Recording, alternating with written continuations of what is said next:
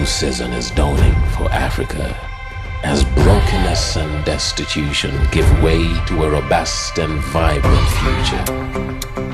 At the Inspire 2020 E-Conference, great minds unite to ready Africa to steward her own destiny. From the 10th to the 15th of August, we are talking Africa beyond the horizon, because the future is African.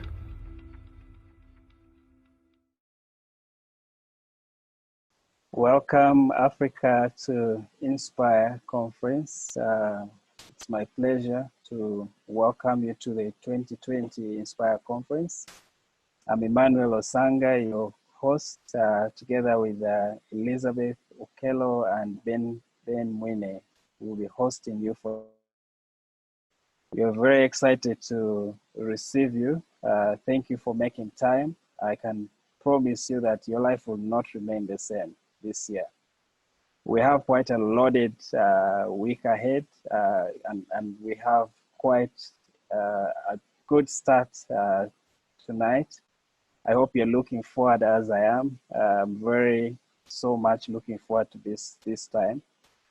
This week, it's about empowering yourself. For those of you who are joining us for the very first time of Inspire, Inspire is a think tank, an African think tank that drives a promotion of excellent work and professionalism across the continent.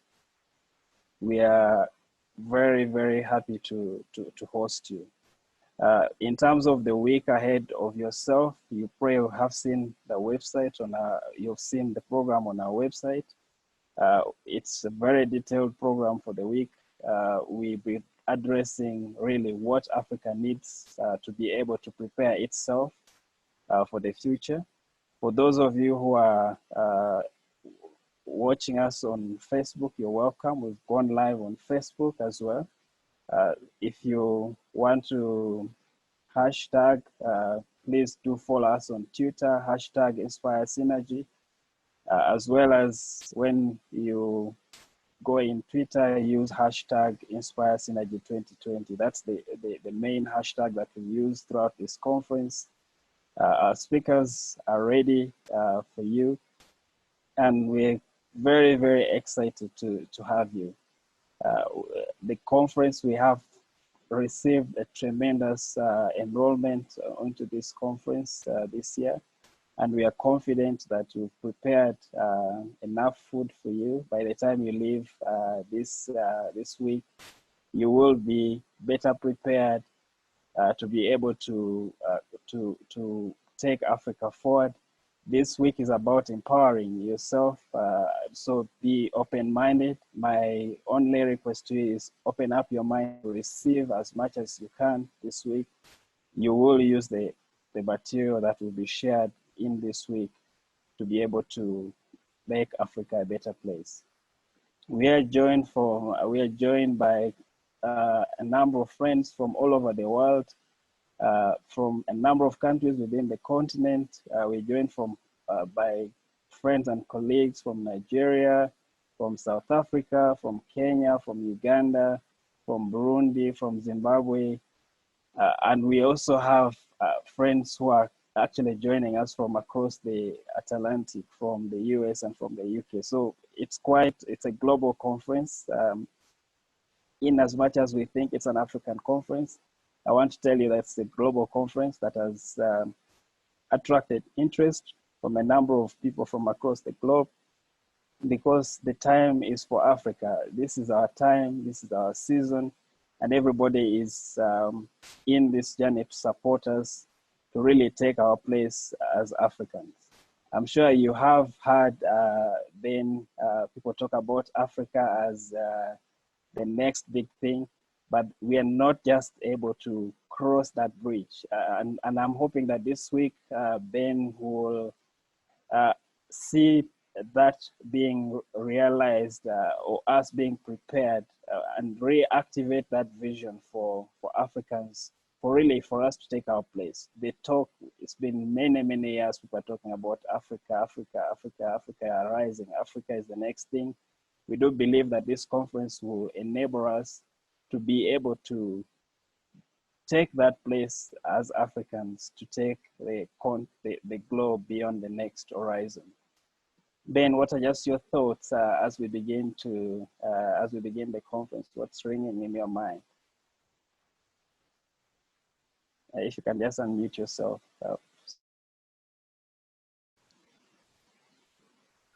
Oh, sorry.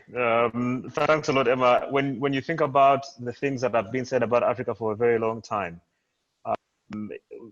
I think one of the most exciting things for me is we called yesterday when we were preparing together with the moderators and some of the speakers, and Paul Wafula, who's going to be casting the vision for us in just a little bit, said some very exciting things that I don't want to preempt because they're so exciting.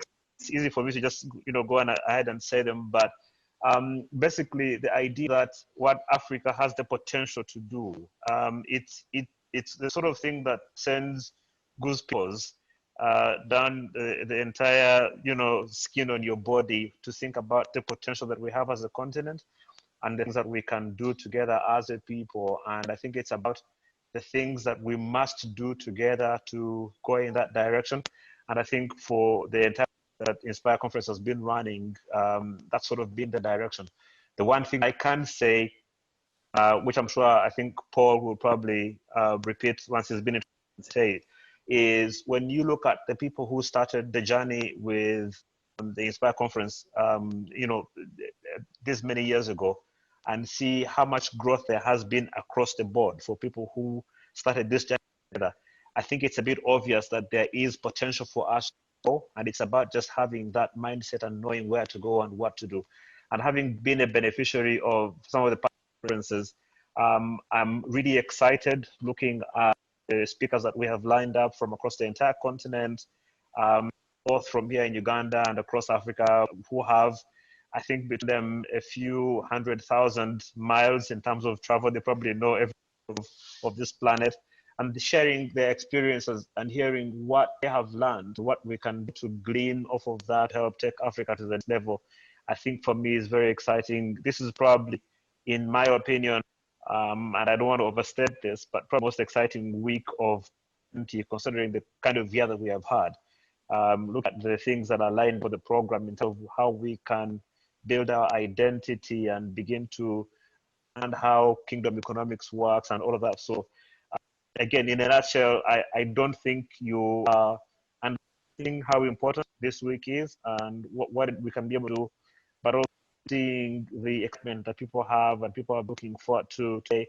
I think we already are in the hundreds and growing for the people who are joining. I think that says that there's a lot of hunger for knowledge and for people want to see that we can do together to take Africa step and stop complaining about bad leadership and poverty and is on little noses in 8 videos. I think it's about time for us to really think beyond horizon. Thank you, Ben. Liz, your thoughts, your opening thoughts, Liz? You're on mute. Thank you, Manuel. I wouldn't underscore a lot that Ben has just said. There was a word that he mentioned, the whole aspect of mindset. And I think the Inspire Baby came up to really challenge this whole aspect of mindset. And I think as Africans, if we really have to influence change in our marketplace, it starts from a change of mindset. So I believe that if each one of us took our vantage point and said, this is my vantage point, I am going to use it as a platform, I'm going to influence change in my sphere. I mean, we have very key spheres in our different places that we operate. I think that is very critical for Africa, so that it's not just anything else, but it is something that we believe in, because if it's something that you believe in, you can actualize it and you can make it happen. So this is a good point for us as Africans. I believe we can make it happen. And we are not about to look back. If we have to cover our mileage, we are not going to look back. We're going to use this platform and we are going to actually cause the change. Thank you, Emma. Thank you very much. There you have it from our moderators. I just want to remind you that you can keep this interactive, use our chat room to share your thoughts, even as we start this conference. Do raise questions, Q&A, through our Q&A section. We'll make sure that those questions are attended to by the number of panelists that we have. Even in the background, you may not be able to see them. They'll be able to respond to those questions, as well as our speakers will be able to respond to your questions. So please keep the questions coming, keep the chat going. And for those of you who are joining us on Facebook, please keep it interactive. We'll be checking on you as well. We'll pick some questions from Facebook. We are live on Facebook, so please do use all those channels. And if you want to tweet, hashtag Inspire Synergy 2020 is your hashtag to use. At this juncture, I'll just welcome us. One of our fathers, the fathers of Inspire, took some time just to welcome us. I'll ask us to just play that video of a welcome from Bishop J.B. Masinde. I'll just ask my technical team. Thank you. Hello, Inspire 2020. I'm glad that you're able to join. I'm glad that you are able to connect with this dream and this vision of inspiring Africans to rise up, because I believe that Africa can rise and shine again. And you know what? You are part of it. You are part of the generation that God is raising, that we shall serve his purpose in your generation, especially in making Africa rise and shine again. And this year, God has given you a fantastic array of speakers. I know some of them personally, and they have impacted my life. And I believe that by the grace of God, they shall impact your life. And I believe that as you listen to one speaker after another, please remember, it's not just the hearers of the word who are justified, it's the doers thereof. If you go through this process and you go on doing things the same way you did them before, then this effort was all for nothing. I want you to come out of this conference with one or two things that you are going to change in your life, in your thinking, in your mindset. In our own confession, Deliverance Church Umoja, we normally say, I let go of past failures and traditions that I've held until today, and I embrace God's principles, new revelation, so that I can get a new mindset. If there's a thing that this coronavirus pandemic has taught us and must teach us, is that things can change. And we cannot continue taking life for granted. And we cannot continue doing things the way we did them in the past. Friends, things can change and things must change. And I want to pray that this conference, Inspire 2020, shall be a catalyst for you to change as a person, as a family, as a nation, as an individual. Change is the only constant in life. Change before you are changed. God bless you. I'll see you when I'm speaking this coming Friday. Love you. And again, I say, may you have a great learning and changing experience. Love you all. Hello. Powerful welcome there from our father, dear father. Thank you, Bishop, for those words. Definitely, we are the change that we want to see, and I'm confident that before the end of this week, we will be empowered to create that change in the continent. We're very, very excited to have you. We look forward to seeing you, Bishop, on Friday. We'll prepare ourselves to welcome you as well. Thank you very much from our father there. Like I said, please keep the chats going. This is a very interactive session. You have the ability to share your thoughts. Plus, you can ask the questions during the session. We do have two very powerful speakers, and we'll be introducing them to you later. But just to get us going, I would like to take this opportunity to welcome our President, Paul Wabwire Wafula, who's going to just cast a vision for us. Paul, seasoned banker, the visionary behind Inspire. The guy who has really run with this for the many years. All I want to steal your show. I just want to welcome you, Paul Wafula, to welcome us and just cast the vision for us. Welcome, Paul. Thank you, Emma. Good evening, good afternoon, and good day wherever you are. Thank you, Emma, and I would like to welcome you all to Inspire 2020. Just for those that are joining us for the first time, Inspire is an annual thought leadership and motivational conference whose aim is to equip today's dynamic and aspiring professionals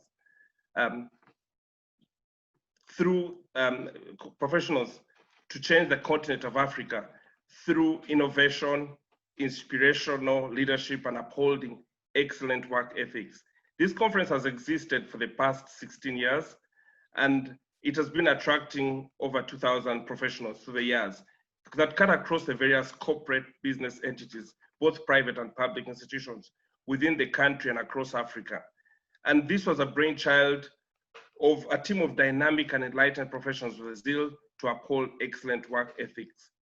And the conference is designed for professionals, business people, and individuals that would like to influence change in the marketplace.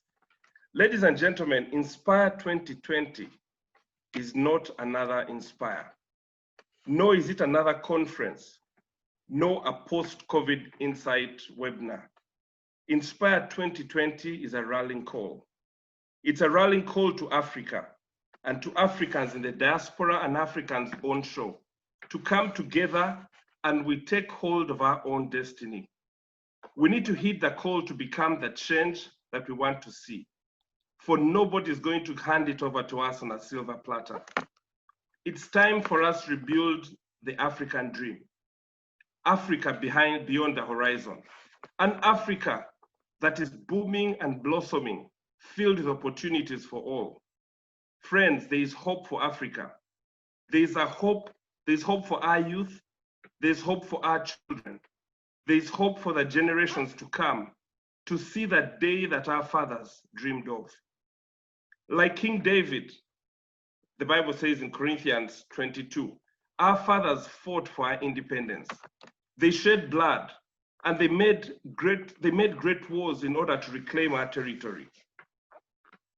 The existing boundaries that we have for Africa, but if you remember, like the Bible talks about David, because he had shed too much blood, God did not allow him to build the tabernacle. And it feels a bit the same like our fathers. They fought, they shed blood, and they've not had the opportunity to give us that freedom that we desired. But like in 2 Chronicles, David was not permitted. God told him, I'll give you a son, and your son will be the one that will be able to build that tabernacle. And so he was not allowed to build the house of God, but promised him a son to be born, who shall be a man of rest, and he'll give him the rest from all his enemies all around. For he'll give him peace and quietness in his days. Friends, we are the generation that is living in that peace.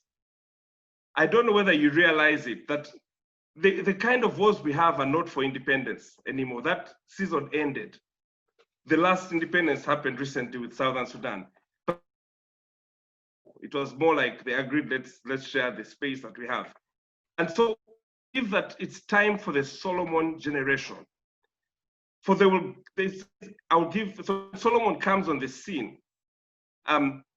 Solomon, interestingly, is like us. Africa today is the youngest population. Solomon was young, if you remember that story in 2 Chronicles. And the Bible says that Solomon said he was young. And so when God gave him a chance to ask, what can I do for you? Solomon said, because I'm young, I need wisdom. He was young and inexperienced. And he said, I need wisdom and understanding. And because he asked for wisdom, God gave him knowledge. God gave him long life and wealth. Africa today is the youngest nation. The average age, the mean age of Africa is 19 years. And it's not coincidence. Friends, I believe it is time for the Solomon generation. And Africa is going to be transformed, not by fighting, but by knowledge, wisdom, and understanding. And it's funny, this is the knowledge age, isn't it? There's talk of the knowledge, that is this generation. And we need to ask God to give us wisdom and understanding that will enable us to create that change that Africa so desires. The Solomon generation needs wisdom and understanding of how things work.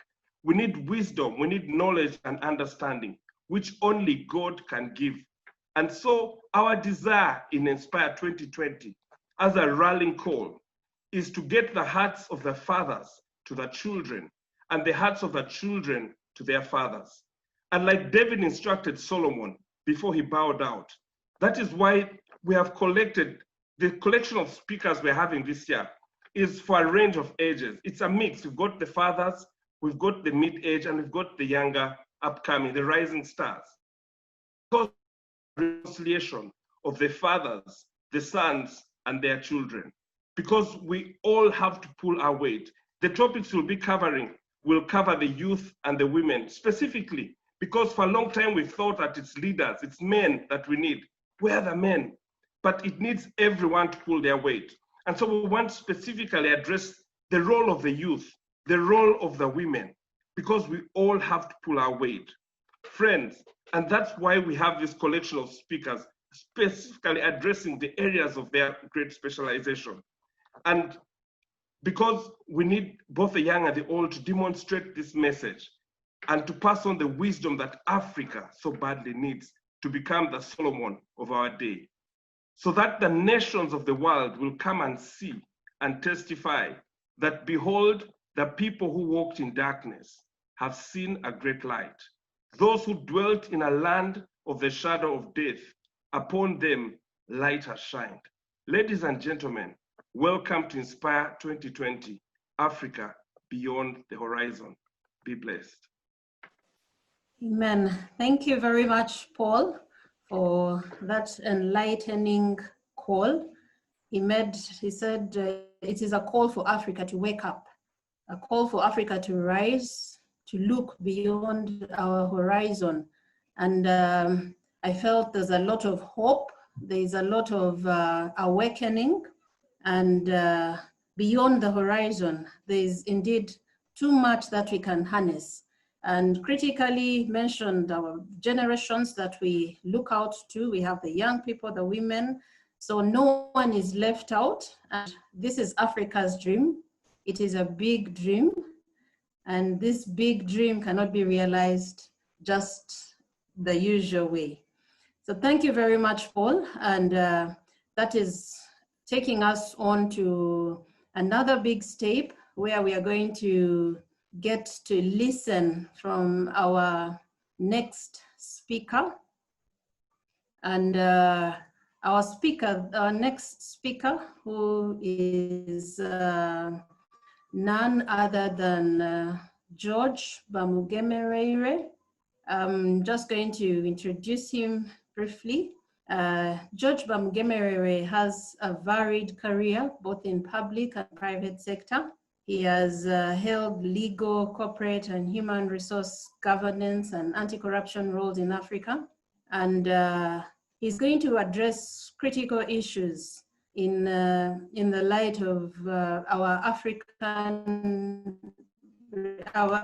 in the light of Africa and how we can harness these resources. Currently, he is working in the as an Inspector General of Government, Deputy Inspector General of Government, responsible for anti-corruption. And he's also worked in different companies. He's worked with the Shell Energy in Europe.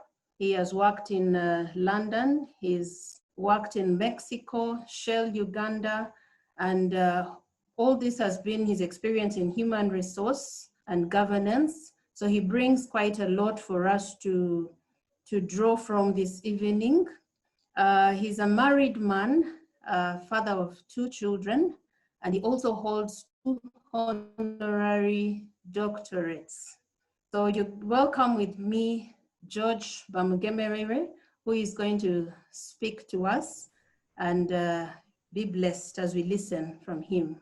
Welcome, George Bamugemeire. Thank you, Elizabeth. Good evening to all participants in this conference. And thank you very much for the introduction. And thank you, Paul, and your team for arranging this meeting, Zoom webinar meeting, I think the first one of its kind.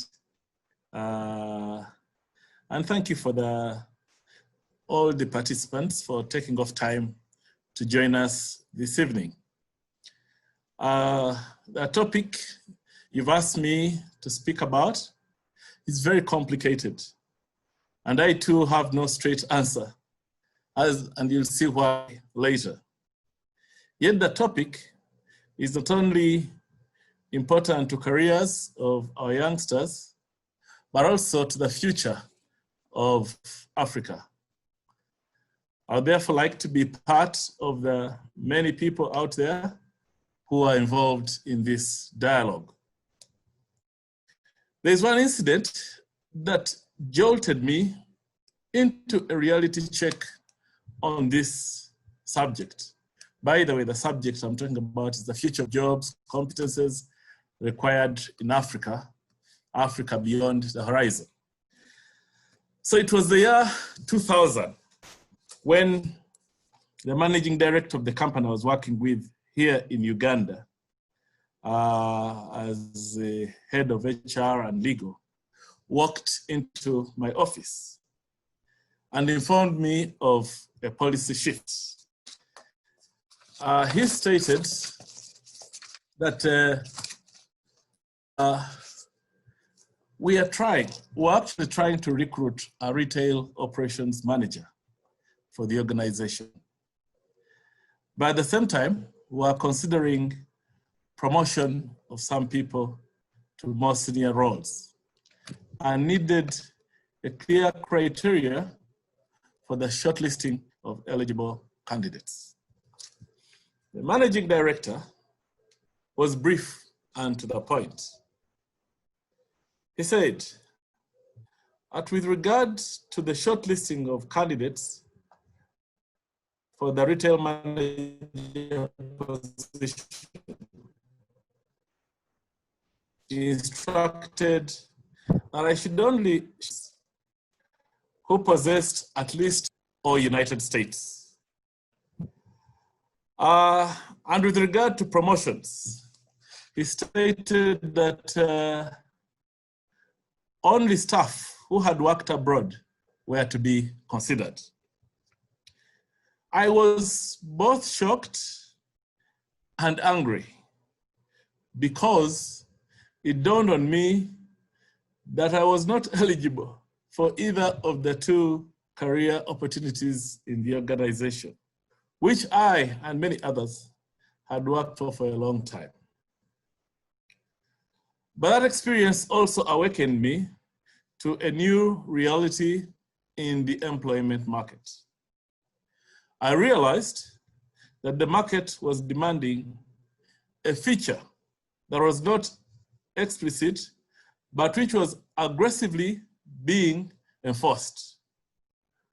When I got to ask an opportunity to ask the MD why he had adopted that policy, he explained that the company was too Ugandan and too local, and there was need to bring in a touch of new thinking. I don't know how many people on this call would be eligible to take up any of those two opportunities if the situation arose now. But later, I realized that this idea was actually not new. The God Almighty, who is the creator of heaven and earth, and certainly the biggest employer in the universe, had given a great commission to which we are all required to respond. And throughout history, he's been calling men to serve him. But on most occasions, he has demanded that the people who are called leave where they are, and go to a place he would show them. If you look at Genesis chapter 12, verse 1 to 3, a story, the Bible says that the Lord had said to Abraham, leave your country, your people, your father's household, and go to the land I will show you. I'll make you a great nation, and I will bless you, and I'll make your name great. And the story of Joseph is not any different. Many of you who follow that story know that I think it starts at a stage where Joseph is 17 years old and is a young, happy man, very, very deeply loved by his father. Reason given is that this is a child he got in retirement, in old age. So he loved his son very much. But Joseph was a shepherd, which I assume was a shepherd in his home area. Then he started receiving dreams. And in both dreams, Joseph, the meanings, which were apparently very clear to the brothers, were very clear. That Joseph would excel, supersede all the achievements of his brothers. Indeed, in another dream, they showed that the brothers would actually one day bow down before him. So this was a young man who was receiving visitations from the Lord through dreams. And you can clearly see that he had dreams, and he seemed to be excited. Now, many scholars say that they criticized Joseph, that he was a good-looking young man, but didn't have a good character. And they based that on the fact that he hated his brothers. So much so that they decided to get rid of him. Now, the story has it that at the peak of their anger, the brothers decided to kill him. But one of them said, well, probably we shouldn't kill him. Let's just throw him in a pit, which they did. And after throwing him in the pit, fortunately, there were some slave merchants who picked him up, bought him rather, and later resold him to Mr. Potiphar in Egypt. That's the story of Joseph. And many of you know that when he gets to that house, everything he touches, God blesses him. The house in which he is blessed until that problem where Mrs. Potiphar seduces him. But Joseph escapes and questions, why did he run away? Was it the fear of the Lord? Was it that the woman was too old? Was it a different reason? But we believe that it was the fear of the Lord which he had developed before he was sold into slavery. So that led him to prison. So Joseph, the lady grabs a coat and turns against him. Obviously, we men should be very careful about rape. It's one of those offenses that is thrown around very easily. And it's very easy to accuse, very difficult to prove, but very damaging to the reputation of people. So here was an innocent man. He was taken to jail. And while in jail, two men working for Pharaoh were also brought, and again this gift of dreaming popped up. He interpreted dreams, and they all came true until ultimately when Pharaoh also, and from jail, Joseph interprets a dream The Pharaoh, you know, for some strange reason, imagine a person as a Pharaoh is a person who you expect to be vetted very highly.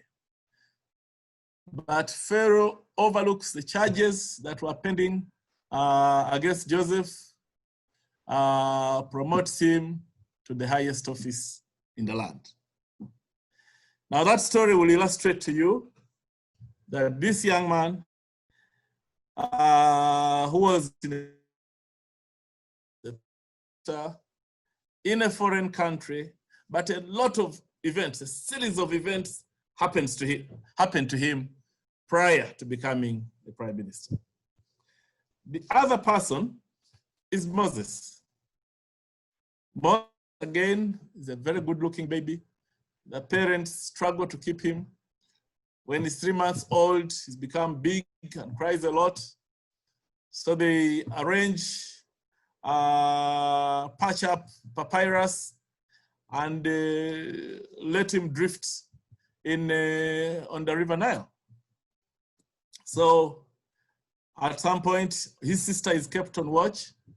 And one time, as a daughter of Pharaoh comes to bathe, I think, they notice this baby crying. Long story short, she asks this child, she asks for help. What's his name? Moses ends up in the hands of his own mother. When he's of age, he's taken to Pharaoh's palace, gets to Pharaoh's palace, and continues to, I imagine, you know, people who live in palaces are treated to the best of facilities. So we assume that Moses gets the best education, the best food, the best facilities. He's actually an adopted child. So he's an adopted prince because he's an adopted son of the prince of Egypt. But then his heart is for his people. I think he was always aware that although he was in the palace, he didn't belong there. So he decides to do something about it. The decision he took was to go out and try to look at the suffering of his people. And on his first trip, he finds when an Egyptian is mistreating one of his people. So he swings into action, and I don't know why. You know, sometimes when you don't belong to a place, you develop anger. You know, nothing can really appease you. So he strikes the Egyptian, kills him, and buries him. Next day, he's visiting and finds his fellow Jews fighting. He tries to intervene, then one reminds him that, do you want to kill us as you did the other time? So Moses finds himself in a blackmail situation, realizes that he had committed a crime of murder, and somebody had seen him. The Bible says Pharaoh heard of it and started hunting for him. So again, we see Moses leaving the palace, goes to a place, finds some women who have come in to fetch water, and they're also facing harassment. Again, the instinct of the liberator in him comes in, he intervenes. The ladies return to their father very early and asks why. He says, oh, a certain man rescued us. So Moses finds himself in that family. From then on, he became a shepherd. Imagine, from prince to a shepherd, until that story where he finds a bush that is burning, but is not being consumed. You may also recall the story of Daniel, which is chapter 1, where again King Nebuchadnezzar, having conquered Jews and captured Jews, brings them to his palace, and then decides that I want to employ some of them. Isn't that interesting? You can imagine, with all the vast resources he had, he still thought about bringing these foreigners who had been conquered. But then he lays out a profile. He says, I want, you know that scripture, people of high aptitude, capable of learning many languages, people who look good, who are upright, they have no disease or blemish, and so on. So that is, we are seeing those are three, in fact, four people who have who share the same experience. And the question is, why did God take these people away from their homes? Because remember, these people all have talents. Joseph is a dreamer and has the gift of translation, of interpretation of dreams. Moses is a liberator. He's a revolutionary. He's a freedom fighter. But he too is not allowed to launch his warfare or liberation war in Egypt. He's taken to become a shepherd, and for many years. So I've been reading this and wondering, what could be the reason that God did not use these people directly? The potential was there, the talent was there, the intentions of each of these people was there, but he decided to take them away for some time. So allow me to just share my screen briefly, so we can follow together.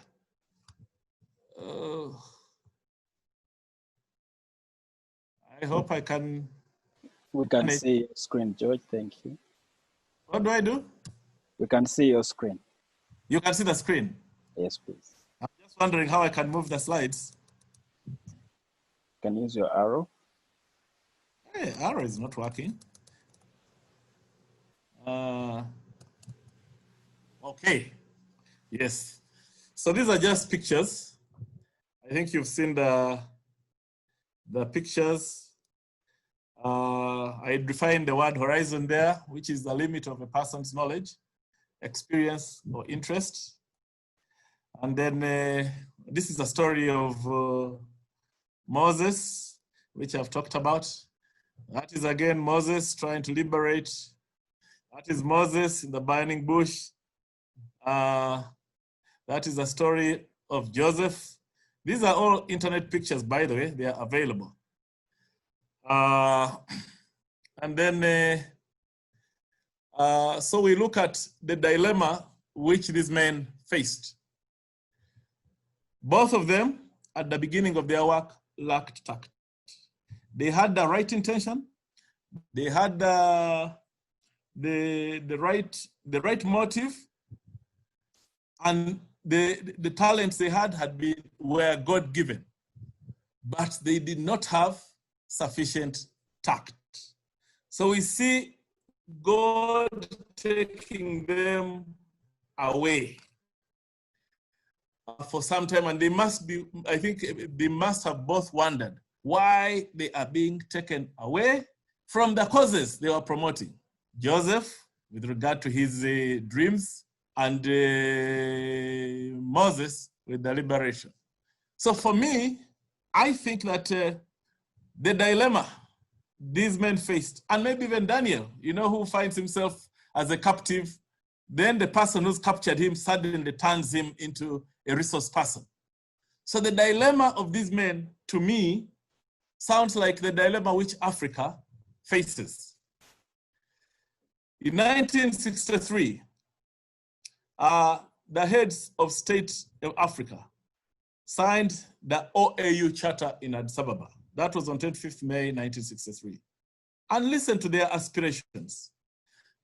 The organization, this is the purpose, shall have the following purposes. 1, to promote the unity and solidarity of the African states.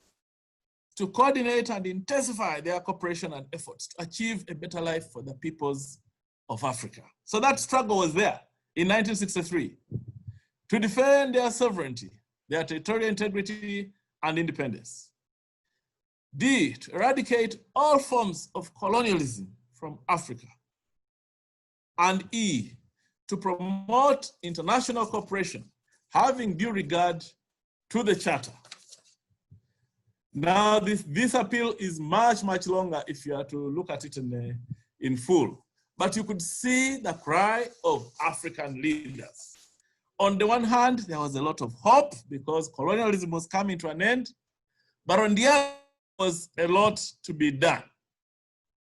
Look at this map. This again is, I got it off the internet. The wealth of Africa.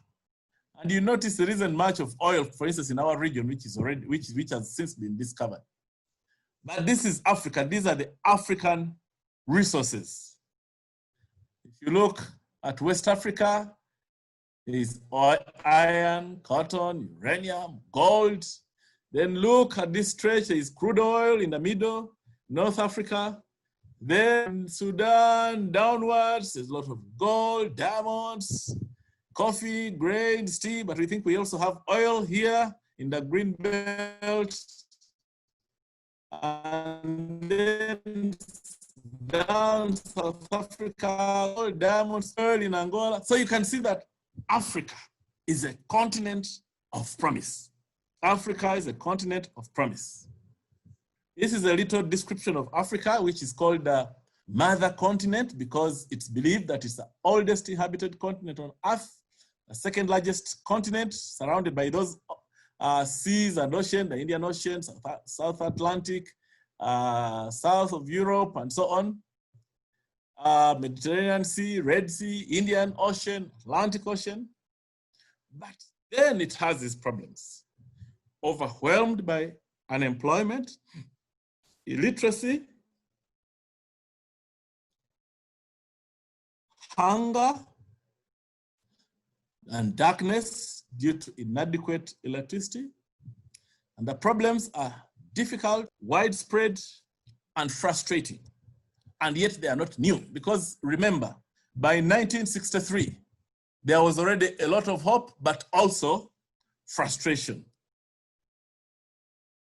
So I now turn to the issue of employment. In general, these are basic principles that I'm throwing out to you. In general, problems present opportunity. Jobs are created to solve problems. But jobs will only be given to and retained by individuals who bring value on a continuous basis. And I think that's the challenge of employment. You cannot say that, remember, I was a superstar in 2015 when I joined, and therefore I'm entitled to a promotion in 2020. Your employers are saying, we want to see we want you to demonstrate that you are the best on the market on every single day that you walk through the doors to work. So the people who will be given jobs and who will retain them are those who bring value on a continuous basis. And value, by value here we mean people with a skill that the organization needs so badly that they must keep you. That's a challenge we face in this generation. So my little formula here is problem plus solution or skill equals income. There is no other way by which we can generate income if there is no problem and there is no skill stroke solution that we bring. So if you ask me, what are the job opportunities saying?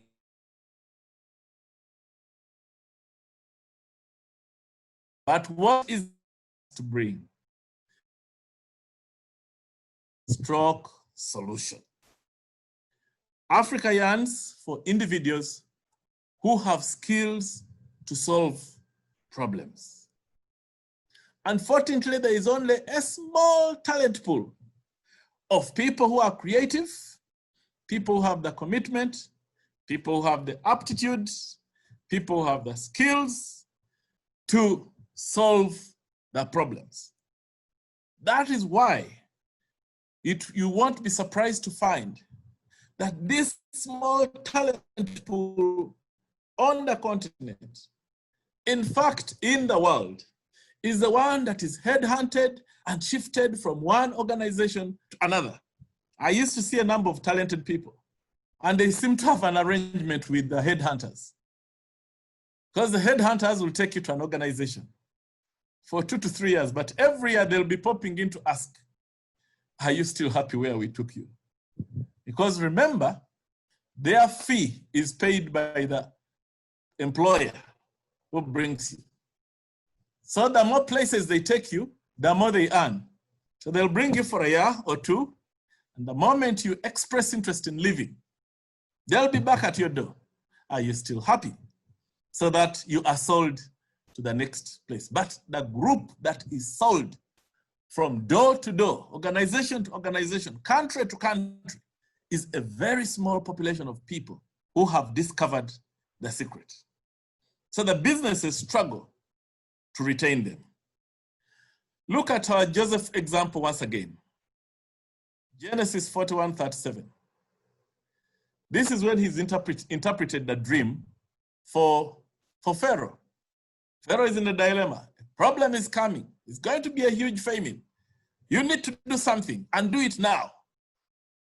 And the man who is interpreting the dream is the gifted young shepherd who was thrown in a pit, but who via jail has found his way before the Pharaoh. And the man explains the dream, breaks it down. And remember, this was now, it wasn't just Joseph's power. This was God, the inspiration of God in helping him interpret the dream. He lays it out so well, so carefully, the plan, what will happen, what needs to happen, where we need to build, how do we gather the yields, how do we keep them? You know, it was such a comprehensive plan. So you can see a highly talented man. And when Pharaoh listens, says, Joseph's suggestions were well received by Pharaoh and his officials. So Pharaoh asked his officials, can we find anyone else like this man? My dear friends, the job opportunities for people like this man are vast, because he's the highest office in the land, but has listened to you for a few minutes. And by the way, executives have a very short span of attention. If something does not help them or make sense, they just drop. But here is Pharaoh. He sees a guy who gets it first time right. And this is his assessment. Can we find anyone else like this man? So obviously filled with the Spirit of God. Now even Pharaoh was aware of this.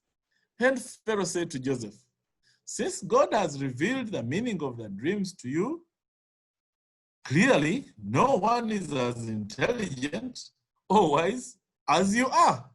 So you will be in charge of my court, and all my people will take orders from you. Only I, sitting on my throne, will have a rank higher than yours. Isn't this a wonderful story? Now, how many of us bring this level of knowledge, of wisdom, and anointing to our jobs, that when you encounter the employer, he simply says, gives you a profile. You know, the Pharaoh actually summarized this man. God has revealed. He didn't say Joseph had the gifts. God has revealed. No one else is as intelligent as you are. You will be in charge. Now, did these men have? It is what Paul started with. Knowledge. You've heard us say that knowledge is power. Knowledge, and we must thirst for knowledge. Organization says we need a person. They are looking for somebody who can solve problems. And you can't solve problems by gambling. You need to have. So again, I picked this up from the internet. And we are saying there are knowledge. There are some say there are 14 types of knowledge, some say there are 4. But me, I liked this one, which says 2 types of knowledge. Type 1 is explicit knowledge, which they describe information, documents, records, and files. So much of this is academic knowledge. But do you see what percentage it accounts for in terms of knowledge?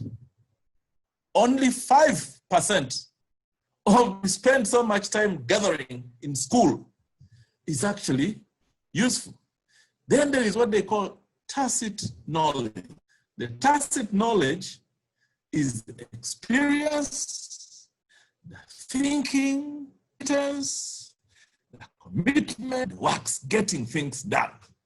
Now that kind of knowledge actually constitutes 5% of the real knowledge that we should be seeking.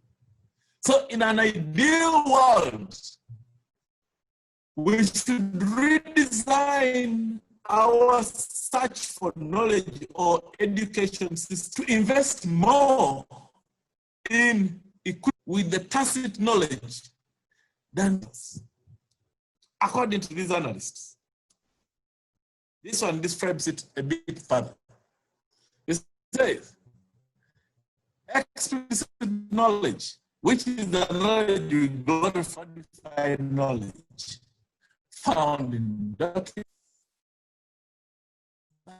Tacit knowledge is knowledge and know-how, which experience, practice, values.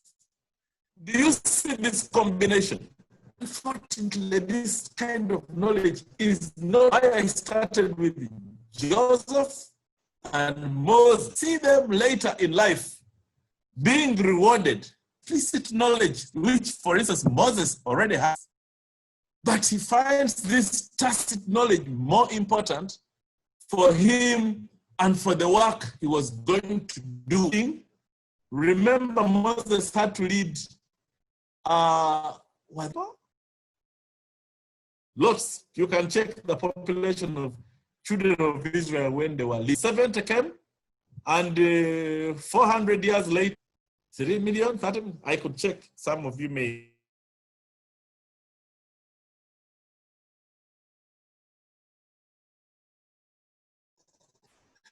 How many people left? Sorry, I think I lost a connection there. This tacit knowledge is hard to communicate because it resides in the mind of the practitioner. So it's knowledge that is hidden in there, deep. And I'm sure we have all met people who have knowledge. And the person talks, and just say, but where does this person get this knowledge? Is it from books? But it's not found in books. It's just knowledge and wisdom that resides in the mind of the practitioner. They are also saying it's a best source of long-term competitive advantage and innovation. This tacit knowledge, which we don't pay much attention to, it is a source of long-term competitive advantage. So this is what we really need at work. When we say that we have to be a solution, it means that we actually need to have this tacit knowledge because it's what gives you an advantage over somebody else. And they also say it is passed on through socialization, mentoring, and so on. So you cannot say, let's have a computer program for it. No, it is tacit knowledge. I'm laboring this a bit longer. So these are all diagrams again that I have come across. Found in standard operating procedures, essential quality, compliance, and so on. That's the explicit knowledge. But look, that's the iceberg. The most valuable knowledge for innovation and improvement is the tacit knowledge. It is untaught and the know-how. it consists of know-how, knowledge and know-how, most likely to lead to breakthroughs rooted in local settings, experience, practice, values, and it's hard to communicate. So we need to be investing our time in this kind of knowledge, the tacit knowledge. I have really, many people, I think at our church may have had this. For me, my story, I strongly believe in this philosophy of searching for knowledge, the tacit knowledge.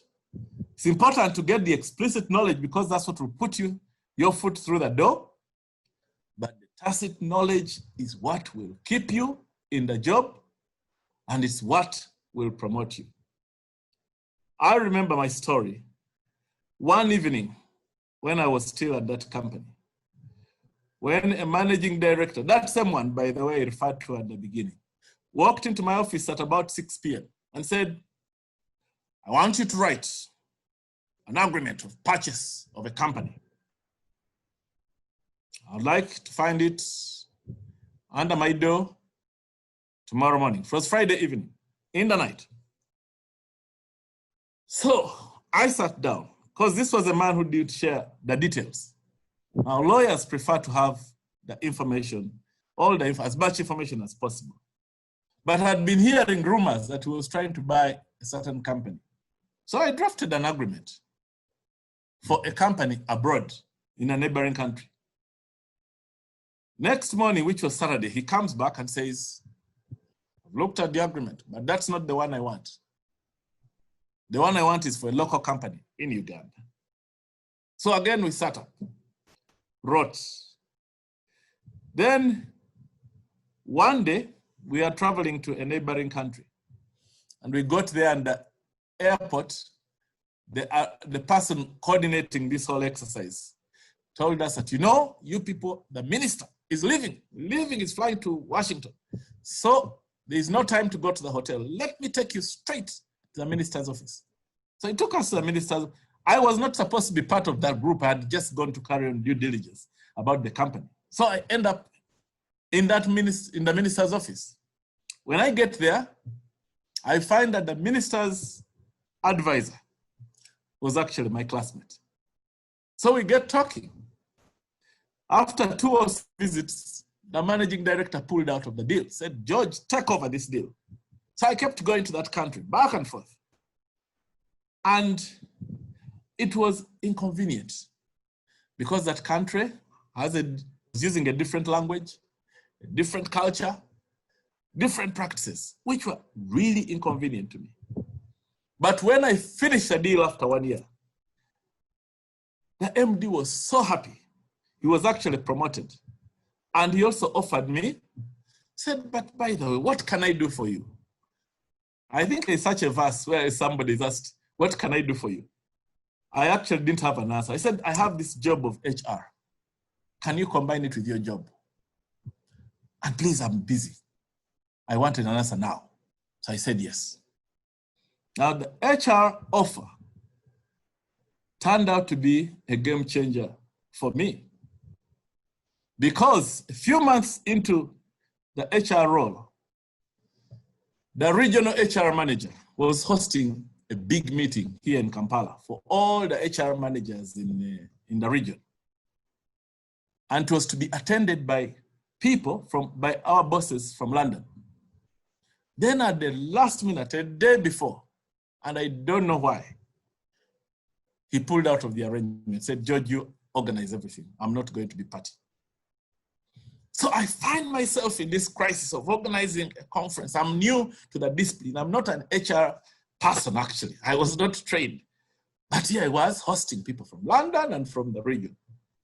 So I took up the challenge, held a very good conference, took the person to, the guests from London, I took them to the source of the Nile. But when we got there, it rained so hard. And the man's shoes, one of them, the leader of the delegation, says, we drove him straight from Jinja to the airport to board the British Airways flight. But he got to the plane wet. So what he told me was that many years later, he said he had kept those shoes as a souvenir because he had never seen red soil. However, when he gets to London, they started a program where they said we need to create some jobs and so on. So they were creating 100 jobs around the world for people from less developed countries. And guess what? This man calls me one morning and says, I'm posting you to Mexico as an HR advisor. Why am I saying this? I'm saying this to show that sometimes when we are in our local environment, we get satisfied and yet our scope is limited. So one of the things that has helped me in life is not knowing very much. So I accepted the offer and went to Mexico because he said, don't worry, they speak English. Only to get there and find that even the expatriate coordinator, the person who receives you, who is going to find you a house, who is going to find, could not speak a word in English. And I say, can we find a house? The person says, house, house, house, house, until I draw a box. Oh, La Casa, we need a car. Again, it goes through car, until I draw that box with tires. Says that's a car. But then, I also find, now this is the problem. I'm still following the concept of a problem. You must solve a problem. I found that London had been trying to implement a certain program in Mexico. And they'd been trying for 3 years, something that I had done in Uganda. So when I got there, the coordinator in London sent me a message, says, can you help those people? We will need to implement this program. But because they speak Spanish, they can't interpret our documents in English. So I took up that challenge, took over that program, and guess what? After 2 years, this person who had called me retired and applied for the job in London. That's how I ended up in London for the 8 years that I was there. What am I trying to say?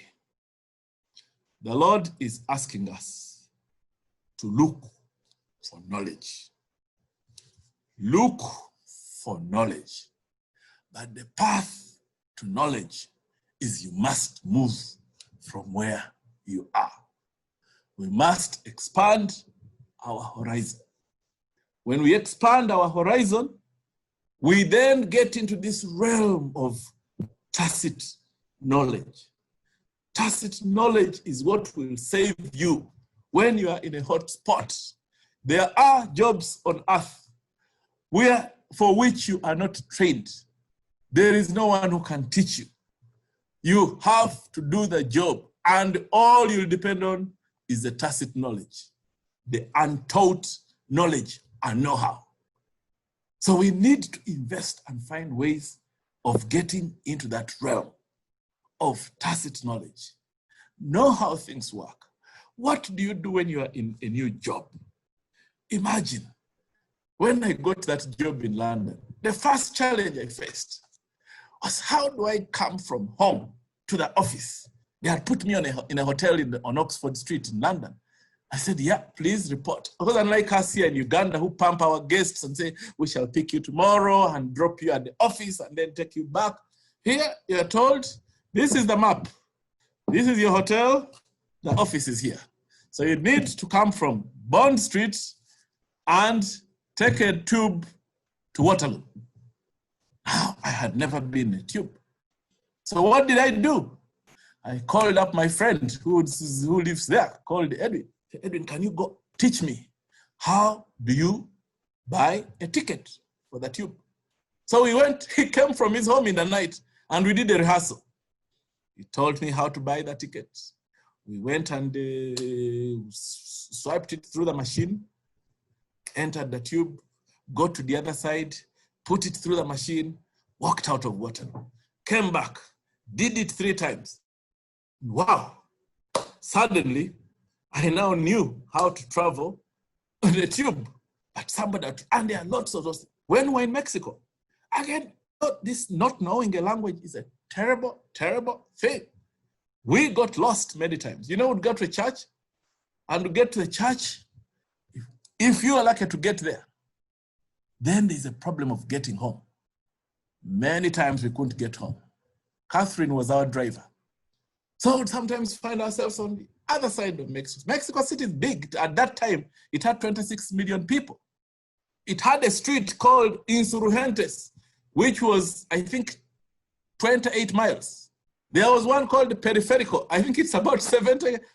So if you get lost, it's such a problem. But you know, the effect of all this stress of getting lost, the figuring out how to come from home to work, from work to the market, buying furniture in some of those countries, here we go to the shops and buy a bed, and so you get somebody to fix it. There you buy the thing, it's packed in a box, whether it's a fridge or a bed, it's all packed up. Then you have to figure out how to call a number. They may give you a number. Call this number to help you fix the bed. So why do we do all this? We are trying to find tacit knowledge. I found some people who say, I've stagnated in a job. I've stagnated at a job level. The question is, if you are stagnating, it's probable that the people employing you do not think you have the aptitude to go higher. Surprisingly, your classmate or somebody below you, who may have been below you in school, will come and sell a skill or a solution to a problem that is in the organization. And they'll place a person very high up there. Why?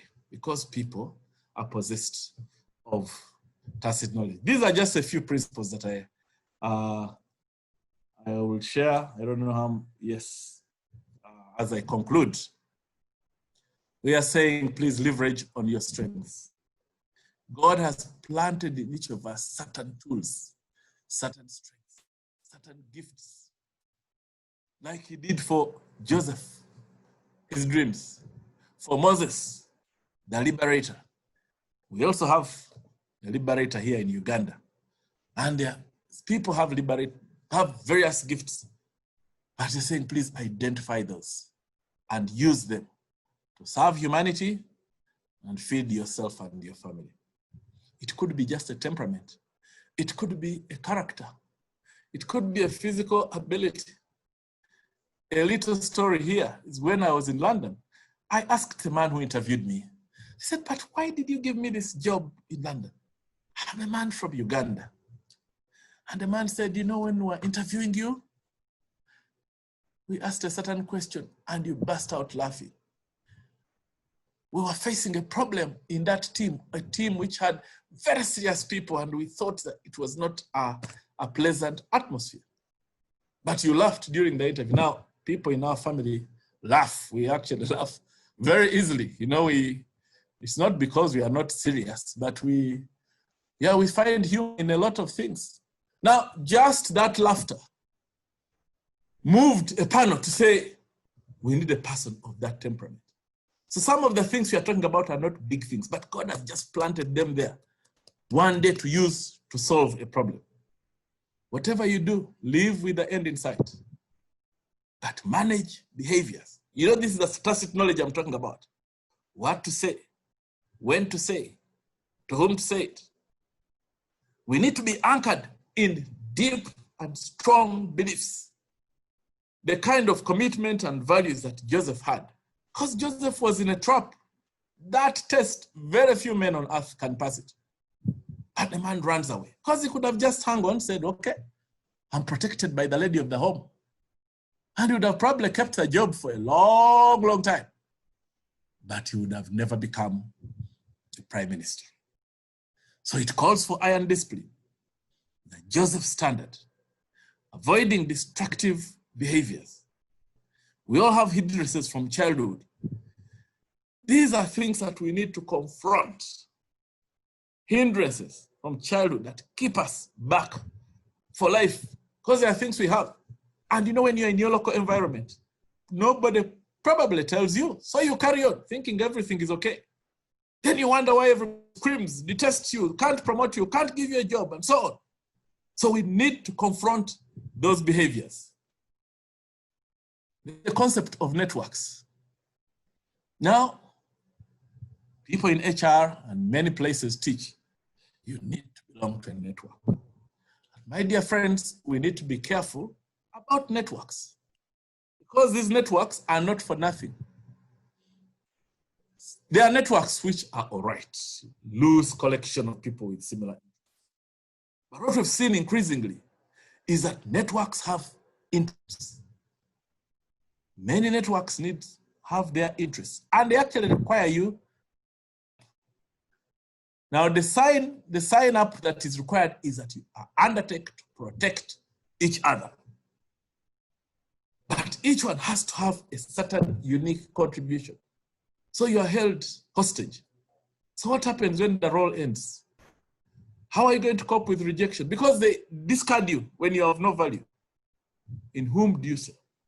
Some people require that you sell your birthright for protection in those networks. So while we tell people, get into networking, we are saying do not get into networks that take your soul. Then you get into a job. You know, like these jobs we do. A group can put you there in a big job. But you know, you've lobbied so much. You have done so much to get the job. You have literally made promises to everybody. And you get in the job and you just can't do it. Because every document you touch, somebody comes and says, by the way, I put you there. Do this. By the way, I put you there. Do this. By the way, I contributed to get you there. Do this for me. Then the appointing authority begins to wonder whether you are actually doing your work. But all you're doing is servicing the network that planted you. Let us look to the Lord to get us appointments. Appointed, because it's a promotion comes from the Lord. You should also remember that jobs are created for a purpose.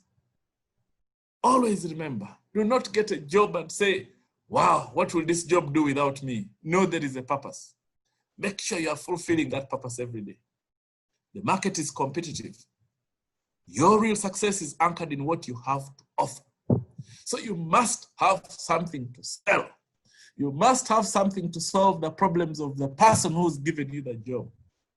Sustenance depends on the value you bring, and the license to stay has to be renewed every day.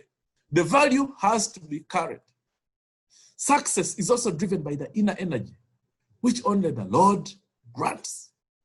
Showing up to work without prayer is like going to war without a weapon. Sometimes opportunities will give you no chance to prepare to take them. They have to be seized as they present. I've given you that example of an HR manager who pulls out at the last minute and says, I am not attending the meeting, take over. The original George would have said, I need to prepare. Why didn't you give me notice a week ago? But I just said, okay, let me do it. The other man says, what can I do for you? I give you 5 minutes. I'm offering you this job. Yes, let's go. Some life opportunities will not wait for you because there are hundreds, sometimes thousands of people applying for the same opportunity. So if the Lord opens a door, be prepared to take it. Efficiency. We are grappling in the world with the lack of efficiency. We don't get things done. The Daniel model, young men without any defect, handsome, showing every aptitude for every kind of learning, well-informed, quick to understand, qualified to serve in the King's Palace. That is the profile. You know, now consultants in London, in America, have all sorts of models that, you know, this is how we get people of talent. And by the way, when you look at the talent, their criteria, this is what is already written, which Nebuchadnezzar knew, I don't know, in 3000 BC or wherever. Ability to execute multiple tasks with speed at the same time. So we all need to train. We need to ensure that our children undergo training. For me, after struggling so hard, because I was a village boy, but getting through these parts of the world that we've been, one of the things a discussion I held with my children was, please children, can you try to learn these things while you're younger? And I remember taking our child when we left the UK. She was 13. And we put her in a boarding school in the UK. So many times I would go on a plane and this child would be crying the whole way from Entebbe to London. We're on the plane, the girl is crying for her mother. And I remember telling her, one day, you girl, you'll thank me. Now, I'm not saying it's always good because there have been some unfortunate cases, letting your children go. But today, and let me not even go into the story. I think she wouldn't even like it. She's grateful that we told her, learn the things that we've struggled with. You, your parents, have struggled with. We are anchored in our villages where we come from. And it's been difficult. We still struggle to this day, bending some things, habits, and so on, that were planted and we grew up with. But if you can learn how the world operates, it gives you the freedom to be able to enjoy the blessings of the Lord when he starts opening them. He did it for Joseph, he did it for Moses. The most effective training should take place away from your comfort zone. If you've got used to one organization, look for another so you can advance. Please remember that when you join an organization, people have said sometimes they plant a stamp on your forehead. If you come in as an officer, making it from officer to senior officer, it's not easy because every time you come, the people who hired you look at you in light of what you brought them when you are at the office. And that's why people go outside and get somebody they don't know and they make them senior or principal. So why don't we have job mobility? If you have this tacit knowledge, you should be able to say, I have outgrown this job, or this organization is not paying the right price for the values and the contribution that I make, and go and sell that skill elsewhere where it is needed. But again, when you tell people, they say, but people they don't, at least people here know me. Now, if you want to work with the people who know you at a lower price for the comfort, then yeah, don't complain. If you've worked in one district, why don't you try to move to another so you can advance?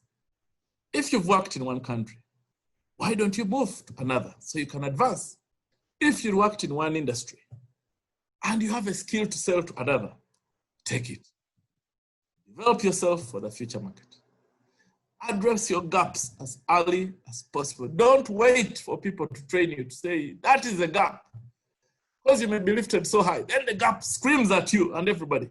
Address your gap. Train your children for the global market. Help your children overcome habits and behaviors that will become a burden to them later in life. Overcome inappropriate negative behavior. What to say, when to say, whom to stay. I'm concluding with this example. Some of you may have watched CNN the other day, where these two engineers, Doug Hurley and that one, and Robert Beckenham. Now this Robert Beckenham, born July 28th, 1970, has a PhD in mechanical engineering. But he's been practicing. These men have been practicing. So recently, they did the shuttle, Many of you watched the shuttle landing in the which was that sea, the Gulf of Mexico maybe, and they landed. They traveled in a capsule from. I was hearing this and I don't really believe it, but they said it was a 19-hour journey in space. And they were flying at some point at 18,500 miles an hour. Those men, I think at that point they're in space. Imagine that. Some of us cannot even fly, and you sit in a plane flying at 500 miles an hour, 900 kilometers, and it's too much. But these men were flying at 19,000 miles an hour. And they knew how to fly that capsule. and it landed in the sea. Can you imagine that level of skill? Now, if you have NASA, you see that? If you are NASA, can you fire such a man? You see that? So, I have to finish this. This is the men making their way back to planet Earth. And now I don't know how to get out of here. Emma, can you help me to get back to my slides? Yes. Thank you. So that was the story. Astronauts who flew, they returned to Earth, splashed down SpaceX Dragon Endeavor, you know?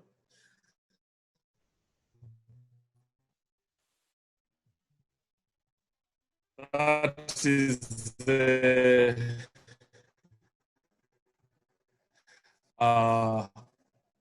I hope you've seen this. I think I have to conclude at this point. I'd like to thank you once again for listening to me. So what are the jobs for the future? The answer is, I don't know what they are. But what I would say is we live on a continent which has a lot of opportunity, a lot of problems. And we are saying wherever there is a problem and you have a skill or solution, then that is an opportunity for you. It's an opportunity for you to thrive. Because as we've said, problem, when confronted with a solution, will give you income. The world is changing. The terrain is changing. We can't say when we were young, we're being told don't study law because law, the lawyers had no jobs in a means time. Now everybody wants to study law. People want, you can say, study oil. But again, oil may also come to an end. So people say study IT. IT, we don't know. All we are saying, please acquire tacit knowledge. The tacit knowledge is the one that will open doors for you. The explicit knowledge will put your foot in the door because you will be shortlisted. But the tacit knowledge is what will keep you in employment. I would like to thank you and wish you a good night. Bye-bye. Thank you very much, George, for that insightful talk. You have shared with us your career, you have shared with us your life, and we're extremely thrilled that we've been able to hear from you. Whenever I listen to the two words, wisdom and knowledge, I have to keep reminding myself that I need to get to know the line between the two. With knowledge is very important, but it's more valuable to have the wisdom to apply the knowledge. Thank you very much. We do appreciate, and I'm sure all our listeners here are appreciating your time with us. I'm just going to ask about two questions. There's about two questions, and then maybe I'll ask George to respond to them as we try to manage our time. Now, there's this whole issue about illiteracy being the same, where they say illiteracy is an African problem. And is it actually illiteracy as an African problem, or is it our systems that are letting people down? So maybe George will throw some light on that. The second question I'm going to raise is the whole issue of COVID has had an effect on the employment sector. There used to be an era of the subsistence era. And then there was the books where everyone has to go to school. And now it's about ICT. So how do we match the three eras to thrive in the future, in the uncertain future, especially with the pandemics that are rising? So probably, George, you could respond to those two questions, and then we'll see if we can take on some more. Thank you. Thank you very much, Elizabeth, for those two questions. the issue of illiteracy, I think, is it's actually not true. Africa, in the country where we are, there is UPE. So people are actually educated. But I think what we need to do is to invert that pyramid that I've shown you. That we are investing so much in something that accounts for only 5% of what we require in life. One time we visited our daughter's, her son's school when he was in primary, attending a school in UK. And they were teaching these children logic, how to think. So there are certain exercises they give, I forget their name, but there's an exercise they would give you, and you as an African, even if you have a PhD, you actually can't do it. Logic, training children to think in a certain way. Some of it is actually taught, so the children know, say, when you do this and where does this lead, you know? Our kind of education that we got in Uganda was very good at reciting. I was very good at reciting history, top of the class. If you ask me to recite something, I will do it. But that's not what the world is looking for. To recite Chinua Achebe and all those, no. They are looking for somebody who knows how to use his mind to solve a problem. Now, our education has not really been, the education that was handed down to us was not designed that way to solve problems. Haven't you found a lot of some people, you know, who are not very educated, that they can solve problems? When you check, you find they have that tacit knowledge. They get to do things, you know.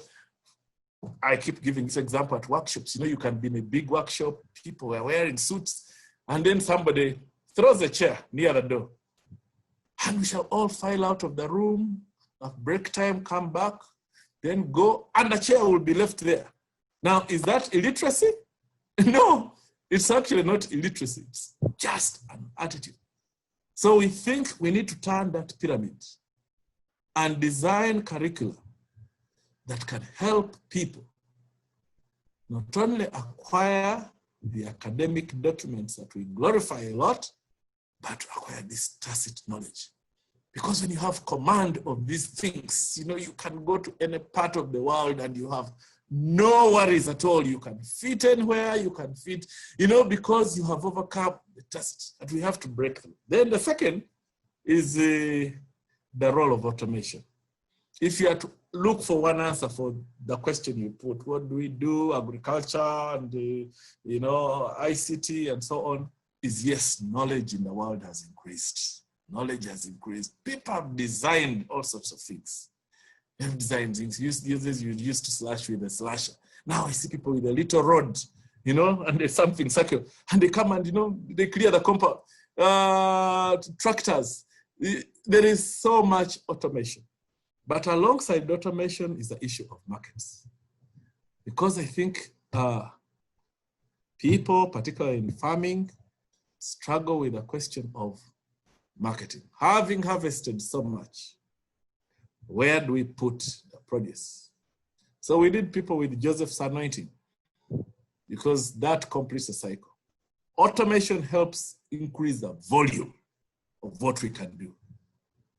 Automation today, you can see, when I look at this,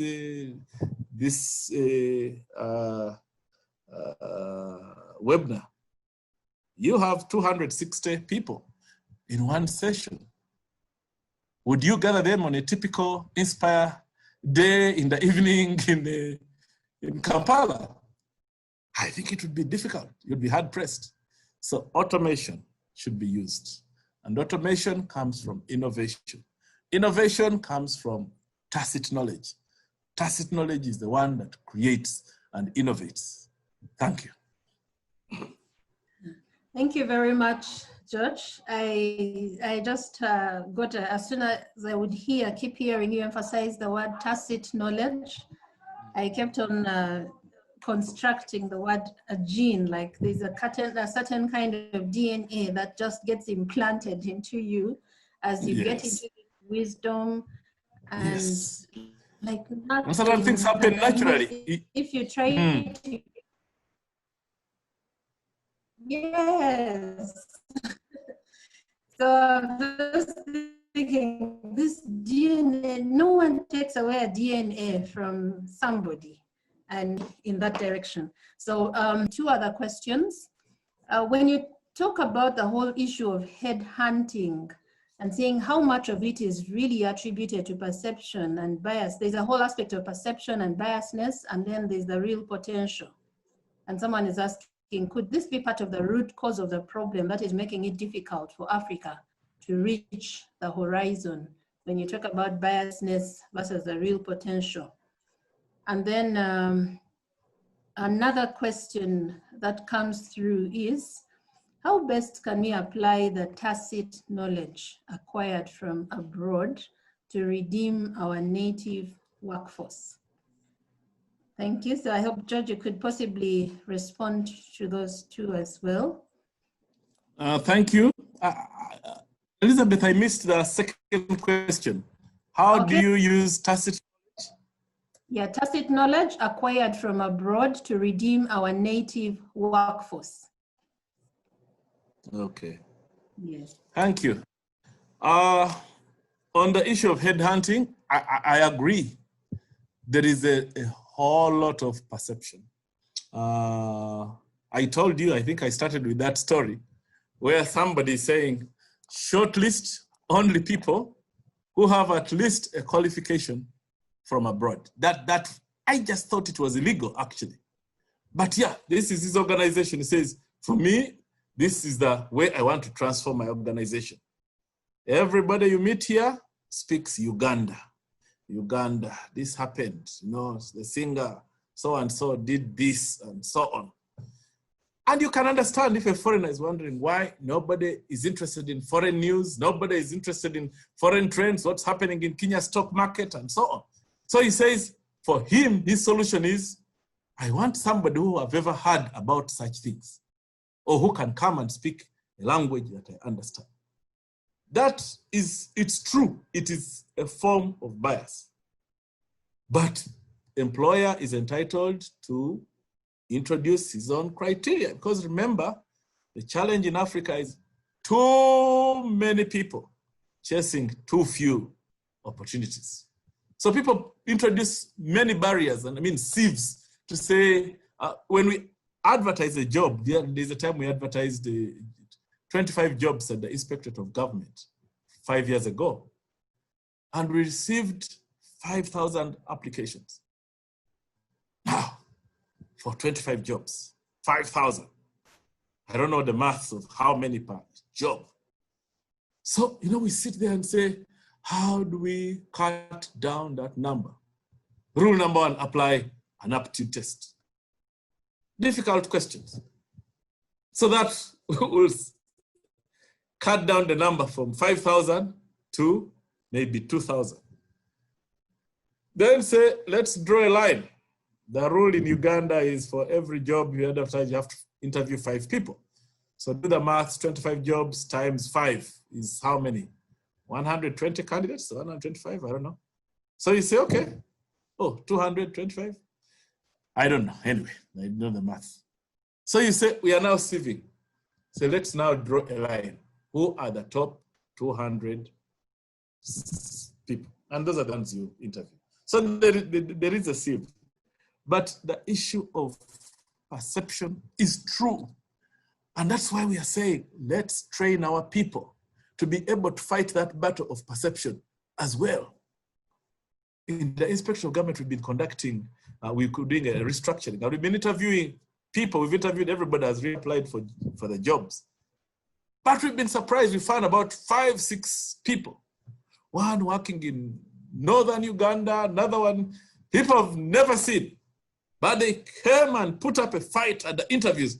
I said, woof, everybody around the room said, this is potential.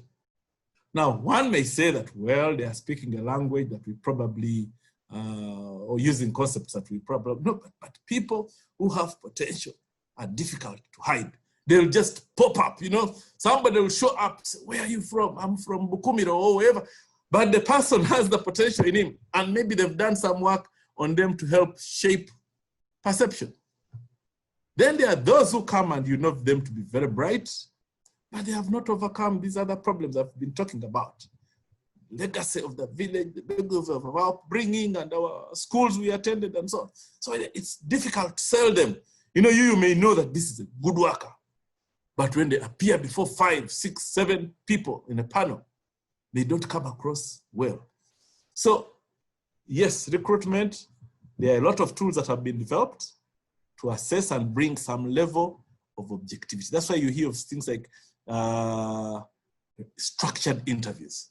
The concept of structured interviews actually to agree on some level playing field and criteria upon which you interview everybody and benchmark and judge them according to how they perform. All those are attempts to bring objectivity. But indeed, perception is so important. We've seen some candidates walks in. I saw one of the bright boys who does, but then he gets into the interview and greets the panel. Good morning, everybody. Now, as a Ugandan boy, I'm sure he believes he's being courteous to greet, but interviews have their rules. When you come for an interview, you're in the hands of this panel for the few minutes you'll be there. So you do what they tell you. We see some people come, they pull a chair and sit. All those are issues that somebody has just not been trained. When you get in there, you know, stand, wait until you're offered a seat. They may be testing how you can handle tension, silence, so on, a lot of things. But yes, you end up in an altercation, you're telling them, you are greeting us, please wait for us to greet you before you greet us, and so on. And the person gets demoralized and probably performs badly. So perception is there, but there's also objectivity. But this can be addressed when a person has actually overcome a lot of these problems that we face because of lack of exposure. Secondly, knowledge acquired from abroad. Me, I don't believe in knowledge acquired from abroad, because when we state it that way, I think we shall be unfair. We are just saying that rooted in the Bible, the people that God called to perform big tasks, or some of them, he told them to leave where they came from. They all moved. And those that he didn't tell, he created circumstances that made it impossible for them to stay in their comfort zone, in their homes. And for me, the analysis I'm bringing to the table is that the reason he did this was to be able to train them. Training has a meaning. I think if you Google, it has a meaning that training is to expedite acquisition of knowledge. I think that's the definition of training. So what you're doing is through training, people are being assisted to acquire knowledge quickly. So the value of tacit knowledge is that from wherever you've got it, because I remember I said, if you've been in one organization, try to find another. Then your value, the knowledge you acquired here. In fact, people say the knowledge you acquire, lessons that you learn in one organization will not necessarily help you in that organization, because your employers may have already formed an opinion about you. But the knowledge you acquire in one organization will actually help you in the next one. So me, I agree with the president of Uganda when he says, industrialize. Let us create jobs. Let's create jobs. Because when we have jobs and opportunities, then it gives us options. Right now, we have probably 80% of the people in the workforce who are just stuck. They're saying, now, I have to look after my family and so on. They are doing work they don't like. They are working under people they don't like. There is so much pain going on, but they say, what will happen to me if I go away? So if Uganda can industrialize, or in these countries in Africa, we start doing things, create opportunities. That Mexico, which I told you about, and this is the last story. One time we had a meeting, and the meeting we agreed, there was an IT person. We had it on a Thursday and said we shall meet again on Tuesday. So come Tuesday, we all gather in a room. And I look around and say, oh, where is our IT person? And the person said, he's not coming. Why? He said he's got a job in that building, next building. You know, we need to get to that level of mobility that somebody, because there they even have no pension plan. So when you want, that time they didn't have a pension plan. So if you aren't no longer interested in a job, you just leave, go next door. Nobody will hold you accountable. So I think that's all I would really say, that we don't necessarily have to acquire the knowledge abroad. We are saying use all means to acquire tacit knowledge, because that tacit knowledge, when it's spread around, it creates a culture in an organization. Yeah, organizations where people shout at each other. But when everybody has this good tacit knowledge, they have anchored in values and so on, then you find that the atmosphere is so much better, you know? So I think that's what I would say. Thank you.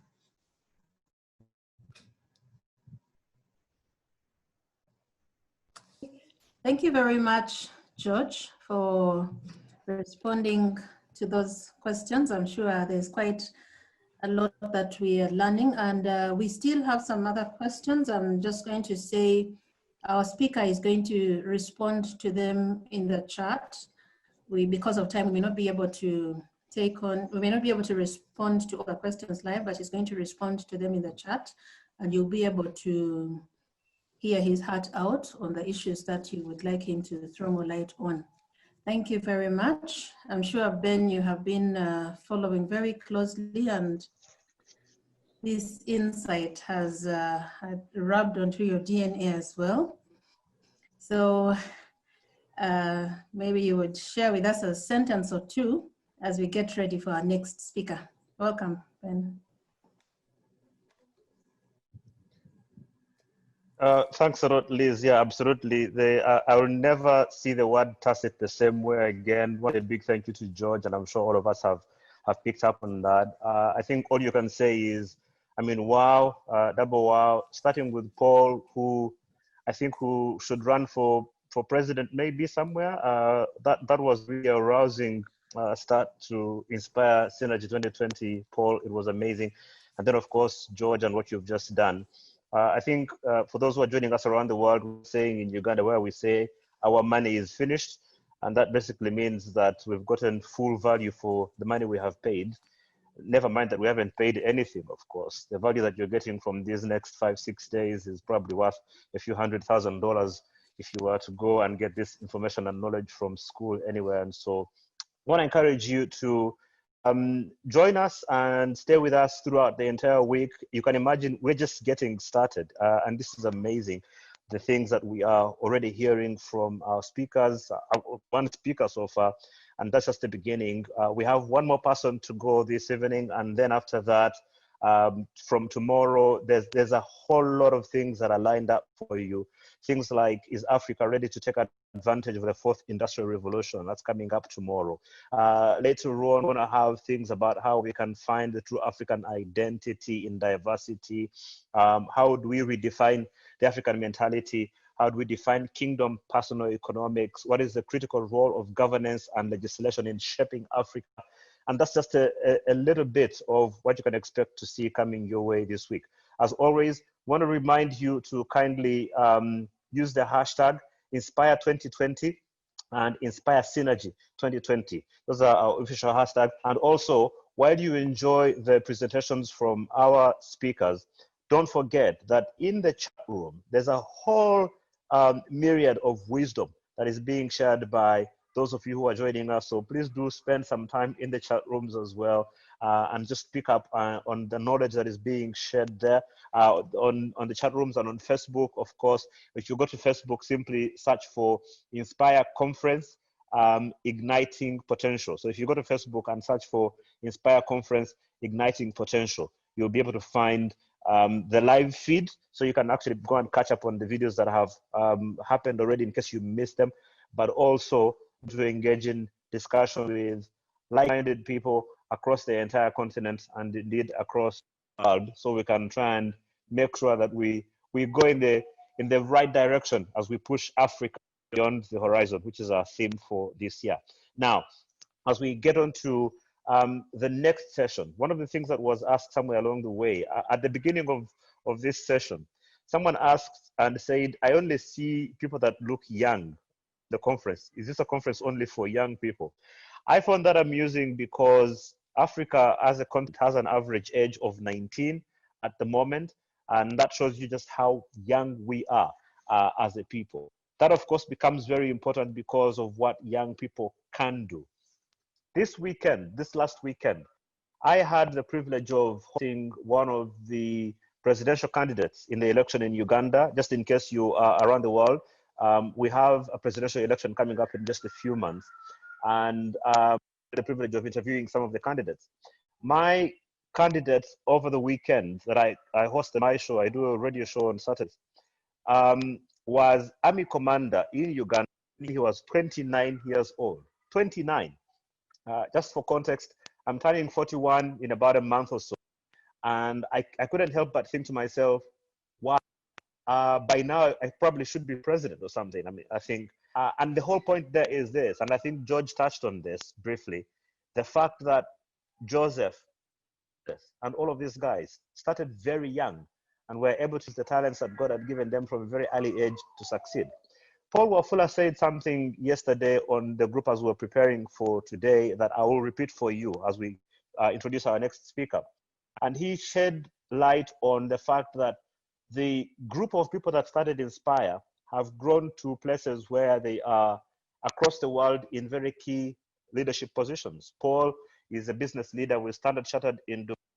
Emma, who is co-hosting with us, is leading an entire department for the entire continent for Stanbic Bank, or Standard Bank as it is known in many parts of the continent.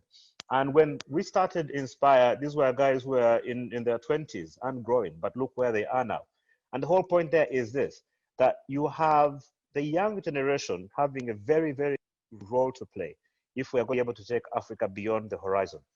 And that's why I'm very glad to introduce our next speaker, who is going to shed some more light on this issue of the role of the young generation in being able to take Africa beyond the horizon.